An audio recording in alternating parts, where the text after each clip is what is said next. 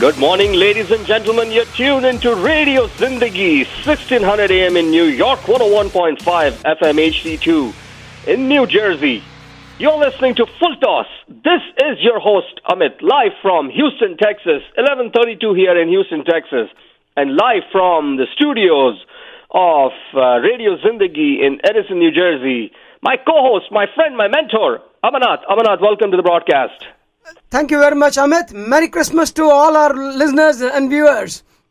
Also with us in the studio, my friend, Mr. Atul Huckoo, president of Edison Cricket Club, also our international and domestic correspondent. That's what we call him now these days. But he's good to have in the studio. Atul, welcome to the broadcast. Good morning, listeners, and Merry Christmas to all of you. I'm sure some of the cricket fans are waiting for the next couple of hours for the Boxing Day cricket match in Australia. Pakistan versus Australia, second test. It'll be a thrilling game. I just can't wait for that.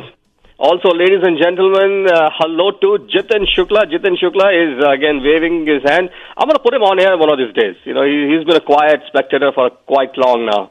So put him on here one of these days now. Well, gentlemen, we have a jam-packed show in our hands today. A lot of things to cover, a lot of things to talk about. Last time we were on air, India was still battling against England in Chennai, Chepauk. And what happened the last day was nothing short of a miracle. Now, Atul and I, we were talking about it. I think we were going back and forth on text, and I said, well, Jadeja spun the match towards India. Atul came back and said to me, it wasn't Jadeja, it was actually England who gave that match away. Am I right, Atul? Yes, of course, our bowlers did well. I don't want to take anything away from the Indian bowlers.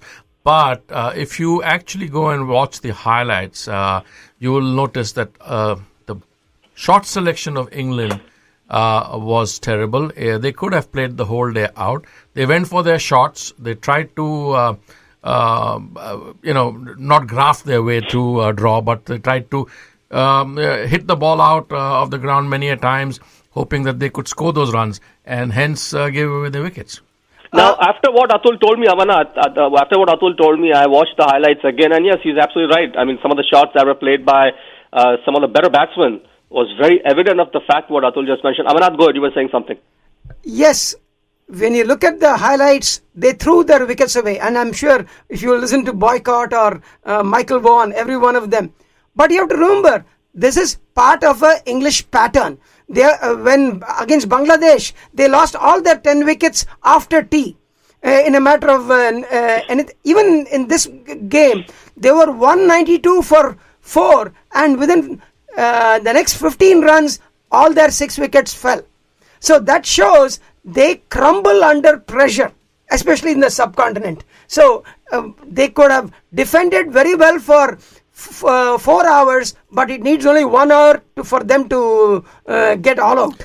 Let me go ahead and open up the phone lines for our listeners. 848-444-1600, 848-444-1600 is the phone number.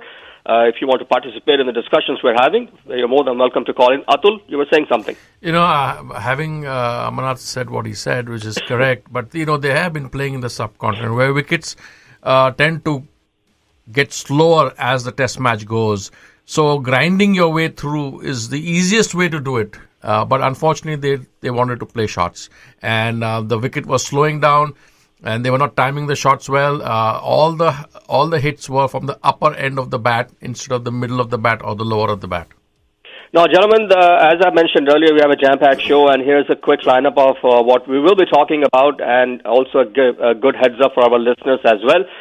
These are the topics that we'll be discussing. We'll start off our discussion today with the under-19 victory of India. We'll also talk about a technical aspect of the game, which is just coming in the front scene, which is the batsman playing the game now having DRS in mind. And Atul's got very good research done on this one, so we'll talk about that.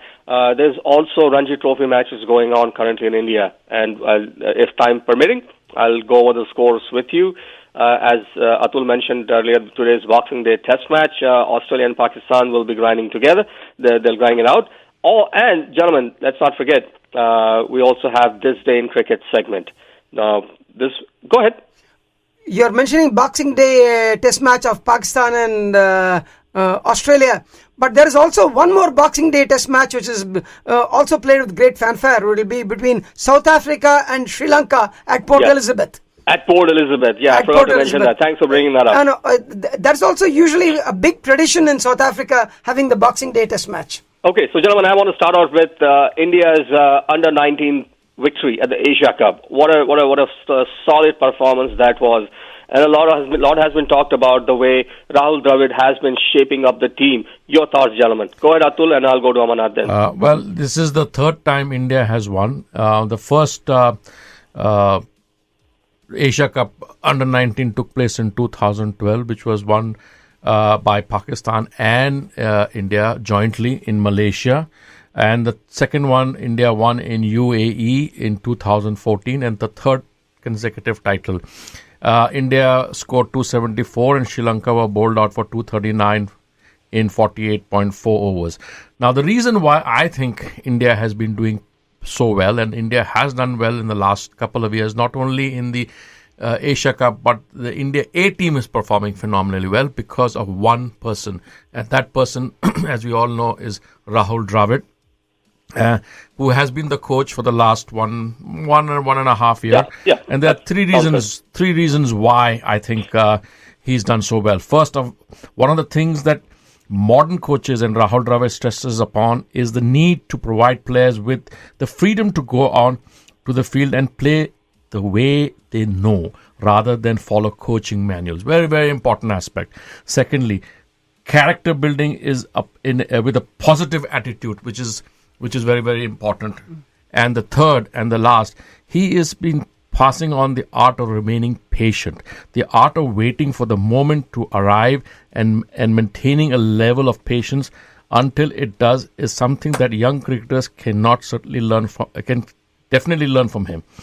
Continue to play domestic cricket till the actual call comes to represent the country. This has been seen of a few players in the current India versus West Indies, namely Karun Nair and Jayant Yadav. Very, very important fact. You have played a few games and you have played consistently in the domestic cricket. You naturally play well in the international games. Now, you mentioned Karun Nair, Atul, and we saw what he did, with his 300 knock. Now, did he play under Dravid when he was playing domestic cricket and under 19? That I don't believe so. Has he? I want to check on this. I think Karun Nair probably has not, but he has played the IPL for a long time. I think he has also played for Karnataka. I know that. He's a Karnataka player. So therefore, I'm sure at some point he must have taken some tips from Rahul Dravid on the score. No, on that point you're right. He has played for Rajasthan Royals, where Dravid had a major role to play. There you are. So he has been in the same dugout with Rahul Dravid. So the correction has been made by Amarnath. Thank you. The human encyclopedia. Amarnath, let me ask you now. Now, at this point, Atul, you weren't here last week, but we had a caller, Mr. Mehul Nayak, who called us from Parsippany. Mehul, if you're listening to us right now, you know what? You asked a question about you were talking about Karun Nair's batting, and I was the one who said that. He was reverse sweeping and the way he was playing. And whatever I said, Karun Nair completely threw everything out the window. The way he approached the batting, and he got to his 300. And Amarnath, I want to bring you in now here. Once he got his double 100, the whole game totally changed for him. He switched to a T20 mode immediately. Yes, he scored his third century in just 75 balls. In 75 balls, he scored his third century. He took more than twice that for his first century. So he accelerated the rate at which he scored. Now, one of the points that Atul just mentioned is the ability to express yourself freely. That concept, what he just talked about right now, and what I see now in the current Indian scenario is these players are not really thinking about which format they're playing, but they are more expressing themselves in terms of how they want to approach the game. And it's very evident now, more than ever. Also, apart from expressing themselves, It was the right time to express themselves when the England bowling had become very ragged and India had crossed their score. It was very important to build a good lead. And at that stage, switching to a T20 format with Jadeja also being there and scoring, they were scoring at 8 runs an over, which is unheard of in Test cricket. Yes. And overall, they brought the score to 4 runs per over overall for 759. That's a very huge total at a very good pace. 4 runs per over they did. Incidentally, that score of 759 is the highest score against England. England has never given up such a high score to any team in the world. And that was really remarkable by India's batting. I want to come back to this thing again, gentlemen, but I want to know exactly when was the last time India has defeated England 4-0? And not to my knowledge. Not to my knowledge, not to my memory. 4-0, we have never beaten them. We have beaten them 3-0 in 93. We played 3 tests, we swept them 3-0 when I think Gooch was the captain.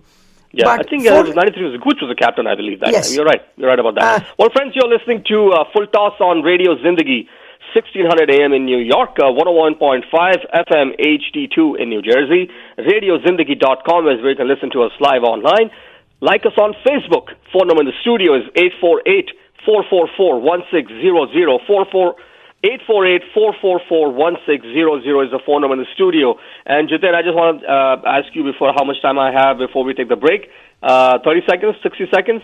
And before we go ahead and take the break, I also want to let our listeners know you can send us an email here if you have any questions for both our experts in the studio, Amanat and Atul. You can send us an email here, fulltoss@radiozindagi.com. That is fulltoss@radiozindagi.com. Ask your question, and the next show that we do will get those answers in for you. Friends, stay tuned. We'll take a short sponsors break. When we come back, we'll talk about the DRS system that I mentioned earlier.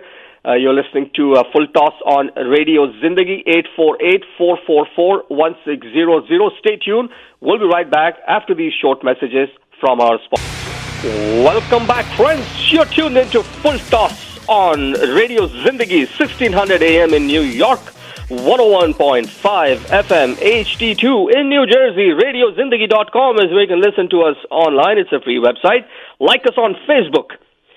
Phone number in the studio is 848-444-1600, 848-444-1600. You're more than welcome to give us a call. You can participate in the discussions we are having. We're more than happy to put you on air again. This is your host, Amit, live from Houston, Texas, and live in the studios of Radio Zindagi in Edison, New Jersey. Amanat and Atul and Jiten in the studio. Gentlemen, welcome back to the broadcast. Thank you. In the first half, we talked about India and England, and I quickly want to give a shout-out to some of our listeners who are tuning in to us internationally. We are a global radio station. People listen to us from all over the globe.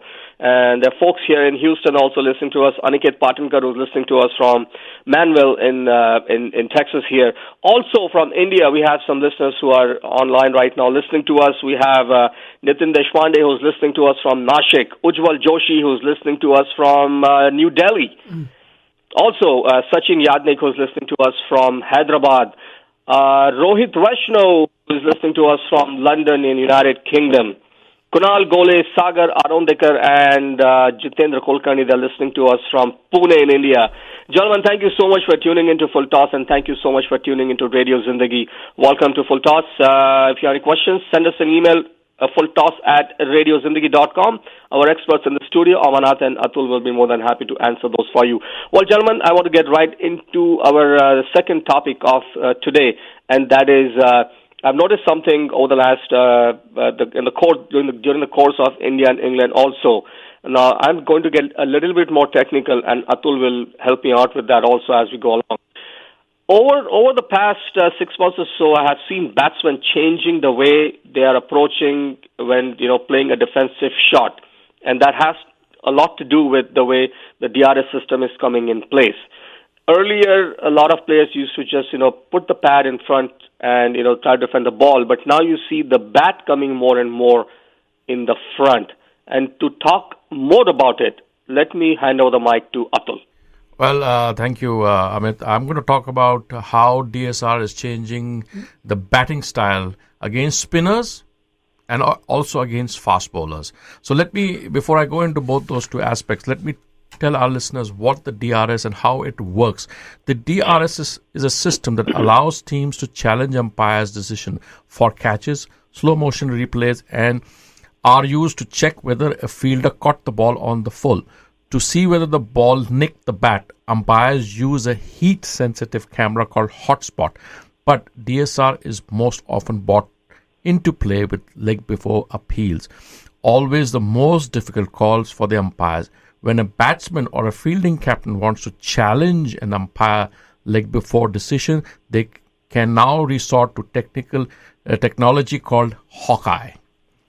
A combination of video and replay and modeling software, Hawkeye both tracks the progress of the ball to see where it is pitched and hit the batsman, and then predict whether it could have gone on to hit the stumps. If so, the batsman is sent on his way. Because umpires need to be confident that a leg before wicket or LPW appeal fulfills all these difficult criteria, they have historically been conservative when it comes to giving batsmen out. In turn, batsmen have had a long advantage of this tendency, particularly against the spinners. At their most blatant, they would simply plant their foot, like Amit says, the front foot, a long way down the pitch, merely kicking away delivery after delivery, because the batsman still had a long way to, because the ball still had a long way to travel. They could rely on umpires' uncertainty as whether it was likely to have gone to hit the stumps. But today's mantra has changed.